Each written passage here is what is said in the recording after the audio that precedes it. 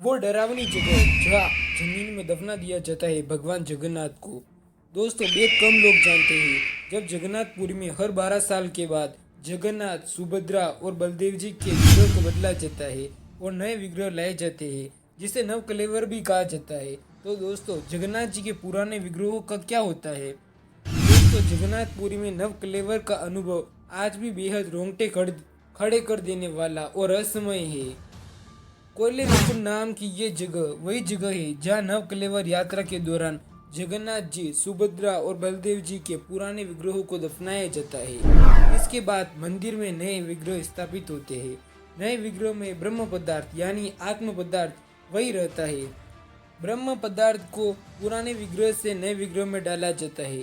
नवकलेवर के वक्त दैतापति नाम के लोग, जिन्हें भगवान जगन्नाथ के परिजन और रिश्तेदार माना जाता है, वो पुराने विग्रह को बाहर ले जाते हैं।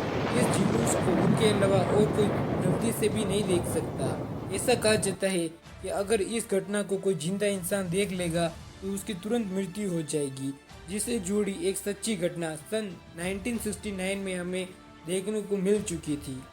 खुर्दा जिले के कृष्णचंद्र राय नाम के एक अधिकारी ने इस पूरी नवकलेवर की रस्म और पुराने विग्रह को दबाने को एक दिन मूर्ख तथा पूर्वक अंधविश्वास माना था। इसलिए इस खास दिन पर वो अधिकारी खुद को मंदिर के अंदर छिपा लेता है।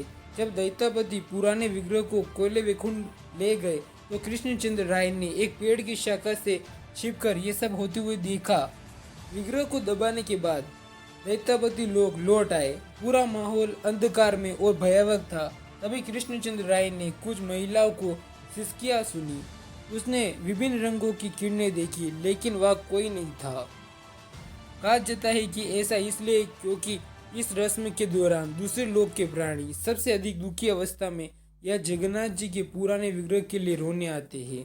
जैसे ही ब्रह्मांड का स्वामी अपना पुराना शरीर छोड़ देता है, वे सभी गहरे दुख में होते हैं। अगले दिन सुबह लोगों को मां कृष्णचंद्र राय की निर्जीव हो चुकी देह मिली। उन्होंने जो कुछ भी देखा उसके बारे में उन्होंने अपने नोट्स में लिखा था, जो उन्हीं के शरीर के पास पड़े मिले। इसलिए आज हम ये जानते हैं कि उनके साथ क्या हुआ था। जगन्नाथ जी की इस रहस्यमय नवकलेवर रस्म के बारे में आपका क्या मानना है? कमेंट में जरूर बताएं।